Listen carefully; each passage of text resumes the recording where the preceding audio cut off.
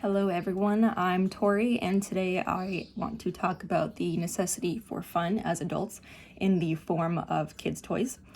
Full disclosure, since I am speaking to fellow adults, I will be using some adult language since I feel it is appropriate, and I also changed the tone of my speech to be a little more entertaining during this sad crisis, so I hope this is at least mildly entertaining for you. So I am a firm believer in not just relaxing, but going the extra step to do something exciting and fun, like play games. Whether they're board games, card games, video games, or your kid's Playmobil, I think every adult is a kid at heart and should play with these things. A toy is more than a set of plastic parts or an Xbox. It represents deeper things. According to the Novak Djokovic Foundation, one mom commented, "When I was little, I was the one who picked up toys. Now I'm big, and once again, I'm the one who is picking up toys." While this is meant to be a lighthearted and maybe humorous comment, I think it supports my argument heavily, the way that I interpreted it. So toys are what adults give to kids to entertain them and make them happy. From the beginning, toys are associated with happiness.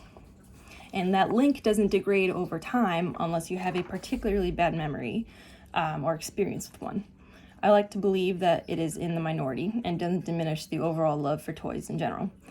At this early stage of getting toys, we are learning about empathy, care, dedication, responsibility, selflessness, independence, loyalty, and gratitude. It may seem silly to see these important life qualities in toys, but I also am a firm believer that the simplest things in life have the most meaning. Like many other things in life, over time toys have evolved. We went from basic building blocks, rocking horses, and blonde-haired Barbie dolls to moving action figures, race cars, and drones. We built video game consoles and virtual reality headsets that essentially replaced our own creativity.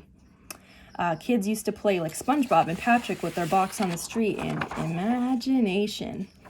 But now they're more like Mike TV and Charlie and the Chocolate Factory. If you're too lame to know who that is, he's that violent kid who only plays video games because his parents are soft, and then he gets all stretched out at the factory. So sure, kids back in the day literally had less options to choose from and were raised very differently from kids today, but no one can deny that toys these days are designed to be easier and satisfy kids while the parents are too tired from working. Of course, this has a ripple effect that leads to less exercise, obesity, and in some people's widely spread opinions, actual violence and violent tendencies. Another argument that the Novak Djokovic Foundation supports is how attention given to toys later reflects as attention toward younger members in the family, a pet, and personal belongings in general. We all know that kids who mangle their toys and live animals have problems. You'll remember that Sid from Toy Story was slightly psychotic with his toys, and where did he end up? As an obnoxious, music-loving garbage man in Toy Story 3. Sorry, spoiler. The evidence is foolproof, and also millions of adults saw Toy Story for themselves, not just for their kids when it was released, because I repeat, we love toys at all ages. On the other hand, if you are nurturing with your Barbie dolls and spell out Merry Christmas instead of Merry Shitscram with your alphabet blocks, the hopes are high for you. So toys teach you to take care of things and value them, unless of course you have issues. And that's a life lesson that lasts well until adulthood. When you're older and can take care of the things that make you happy, that attitude will last forever, and it's best learned from taking care of your toys. As toys evolve and society shifts trends and attitudes, it's become clear we have a problem with instant gratification. I mentioned earlier that toys these days are meant to be easier and busy kids while their parents are busy because now there are just not enough hours in the day to do everything. I could delve into the science behind dopamine and screen addiction, but frankly, I don't understand that fancy talk and it's boring. We all know we're addicted to our screens, and I'm willing to bet some of you watching my speech right now are on your phones right now, which, fair enough, I was too. The everlasting problem is the same whether we're addicted to the screens or drugs. We need more to meet the same level of satisfaction.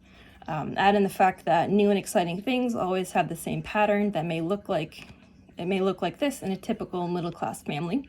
You get a shiny new game for Christmas and play it for 6 hours a day for a week on your console.